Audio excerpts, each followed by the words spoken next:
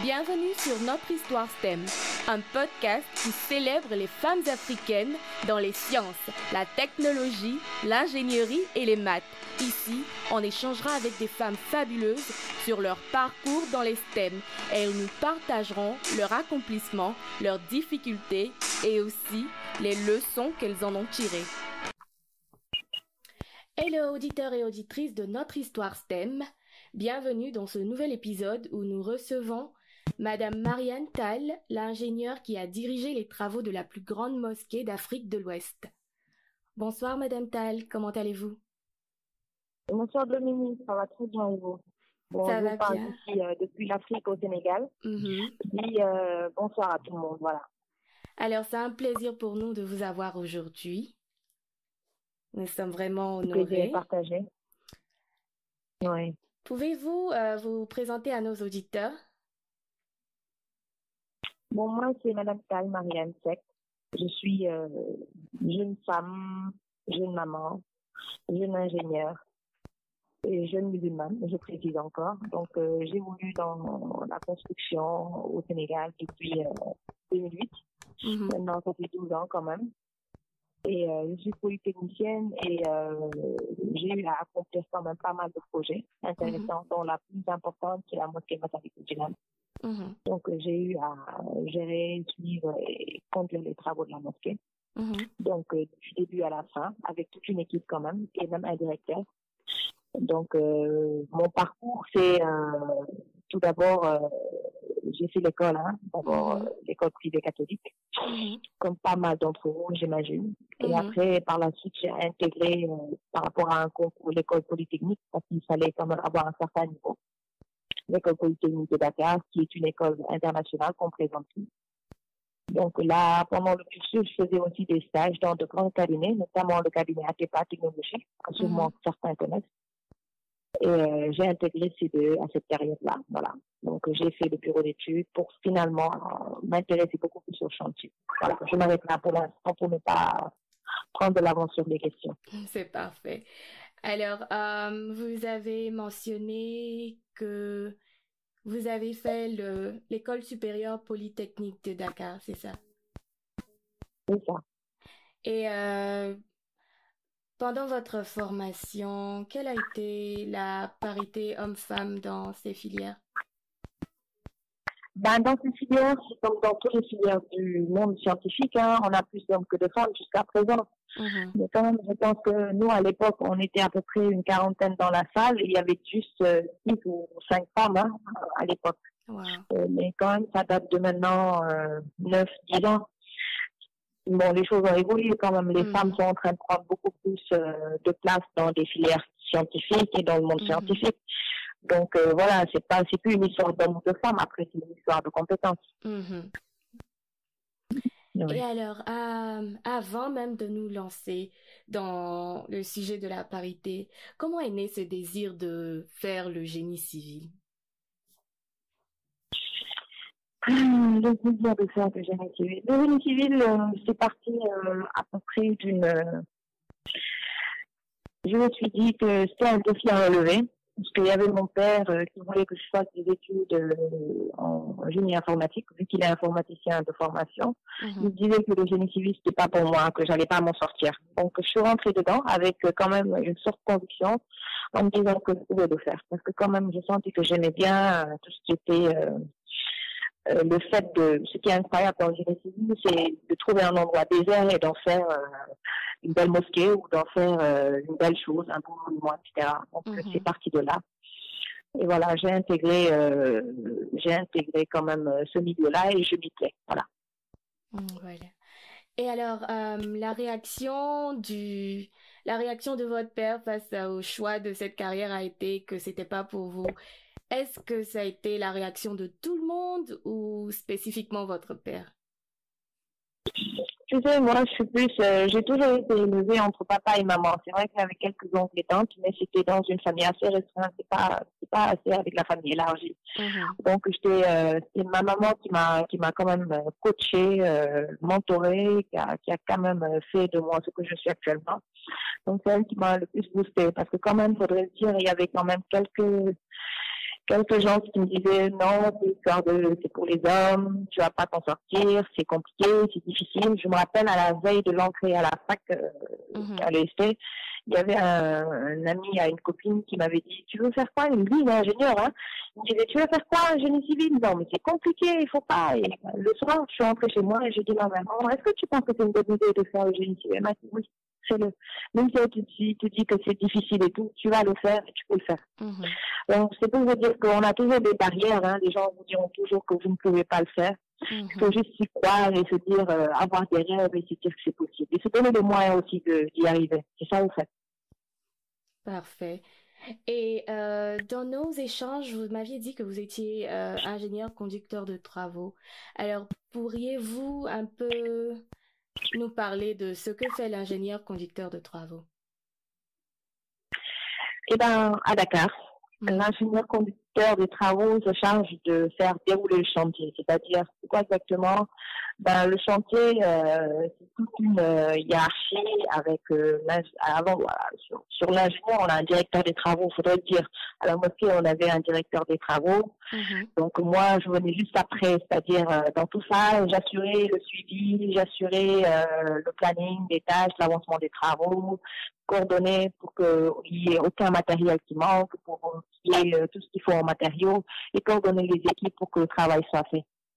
Donc, voilà, c'est ça le rôle du conducteur des travaux. Après, au fil du temps, tu prends plus en responsabilité. Voilà, tu interviens plus dans des aspects administratifs. Donc, voilà, on apprend toujours. Hein. Je me suis dit que c'est un chantier où j'ai beaucoup appris et jusqu'à présent, je continue d'apprendre. Donc, quand on voit que notre nom va un peu partout, on dit alhamdoulilah, mais voilà, il y a toujours des choses à faire, il y a toujours des choses à apprendre. Voilà. Ouais. Et alors, pouvez-vous nous raconter cette aventure qui a été la construction de la plus grande mosquée de l'Afrique de l'Ouest? Ouais, ça, c'est-à-dire on se rend compte de ce qu'on a fait quand on a fini en fait. Quand on le faisait, on ne se rendait pas compte de ce qu'on faisait. Donc ça a été cette année d'expérience, cette année de rencontres fabuleuses, cette année de remise en question, cette année d'incertitude, cette année de leadership et de fighting pour se montrer qu'on pouvait le faire. Donc vraiment, je pense qu'en 7 ans, j'ai appris ce que peut-être pendant toute une carrière, d'autres personnes ne l'ont pas fait. Donc j'en remercie Allah, j'en remercie aussi l'entreprise qui m'a donné cette opportunité, l'entreprise CDE. Vraiment, je pense que cette aventure, on l'a qu'une fois dans la vie, hein. Donc quand même pour une mosquée qui est à peu près étendue sur 1 hectare et une esplanade d'1 hectare de tout sur 2 hectares avec des lustres qui font à peu près 5 tonnes quand même. Ça tombe surtout au Sénégal, c'est quelque chose quand même qui est un peu extraordinaire. Maintenant, derrière tout ça, il faudrait dire, c'est des équipes, des ingénieurs, il y avait toute une panoplie, une commission technique, un bureau de contrôle, un architecte, voilà. Donc, c'était toute une comité, voilà. C'est vrai que j'ai été une femme parmi eux tous. Wow, donc vous étiez la Mais seule femme alors? voilà, donc voilà. Non, je n'étais pas la seule femme parce que j'avais une adjointe aussi, mais qui est venue par la suite. Elle aussi, voilà, Aram, elle était là-bas aussi avec moi. Mais bon, on disait que j'étais la femme qui est au devant de la scène, quoi, en général. Donc, quand même, il faudrait le dire qu'au Sénégal, au début, c'est vrai que c'est difficile de s'imposer, mais une fois que ça passe, après, les hommes, ils sont là, ils nous aident comme nos frères, comme nos maris, voilà. Ils sont là, ils nous donnent beaucoup de respect aussi. Donc, il faut juste, au début, s'imposer, et après, par la suite, ça suit, en fait. Ok. Et avez-vous eu des difficultés liées au genre durant votre parcours professionnel et durant ce projet aussi? Oui, bien sûr, of course, je viens d'en terminer. Au début, il y a toujours des difficultés, surtout dans un milieu assez masculin, où les hommes, ils ont peut-être tendance à se prendre comme certains machos. Je n'arrêtais même pas de le dire à mon patron. C'est-à-dire, moi, je suis de nature à être assez directe et à dire ce que je pense et à ne pas me laisser faire. Donc, peut-être ça m'a aidé. Ça m'a aidé dans quel sens? Ça m'a aidé dans le sens où les gens me connaissent davantage et après ils savent où mettre les pieds au fait en me parlant ou en me demandant certaines choses. Maintenant, c'est pas facile en tant que femme de s'imposer parce que dans un milieu assez mouride quand même, culturellement, le Sénégal est religieux quand même. Je pense en tant que femme, pour pouvoir marquer son empreinte, il faut manager, mais avec un gant de velours, c'est-à-dire avec tact, et essayer d'avoir le meilleur de chacun, tout en avec la manière, quoi. Donc c'est ça. Donc c'est tout un art. Par moment, il faut voilà, il faut avoir le bras de fer. Par moment, il faut laisser passer. Donc voilà, avec les équipes, je n'hésitais pas à me chamailler avec mes équipes. Je n'hésitais pas à me prendre le bec avec mon chef de chantier pour que le travail marche. Et puis voilà, donc voilà, c'est ça au fait. Excellent. Et alors, pensez-vous que nous arriverons un jour à une distribution équitable des genres dans les STEM? Tout dépend des femmes. J'adore cette réponse. À mon avis, tout dépend des femmes. Pourquoi? Déjà, nous sommes, on est les personnes, c'est vrai, c'est pas parce que je suis femme que je le dis, on est les personnes les plus importantes de la société. Je m'explique. Déjà, à la maison, on fait tourner la maison. Dans tous les sens du terme. C'est-à-dire, c'est nous qui faisons, bon, au Sénégal, en fait, en ce qui me concerne. C'est nous qui nous chargeons de tout ce qui est manger, de tout ce qui est bien-être, de tout ce qui est bien-être des enfants, de tout ce qui est habillé, etc. De presque toutes les tâches ménagères, quand même. Oui. Et après ça aussi, c'est le même rôle que tu joues au bureau. Donc, si tu allies les deux, ben, on est les plus importants de la société. On est les socles de la famille, on est les socles de nos maris, on est les socles de nos enfants. Donc, moi, je me dis que si chaque femme a cette détermination et a cette envie de relever le défi et de construire quelque chose, en fait, c'est ça, c'est le fait de vouloir faire quelque chose, ben, voilà, on va même dépasser la séparité. On sera supérieur aux hommes, ça, c'est sûr. Donc maintenant, c'est juste un état d'esprit et se dire que les hommes ne sont pas plus forts que nous. Ça, c'est clair qu'ils ne sont pas plus forts que nous. Mentalement, on est beaucoup plus forts. Ça, c'est clair. Parce qu'ils s'en portent rapidement. Physiquement, c'est vrai qu'ils sont plus forts, mais c'est pas ça qui est important. Surtout dans le milieu du travail.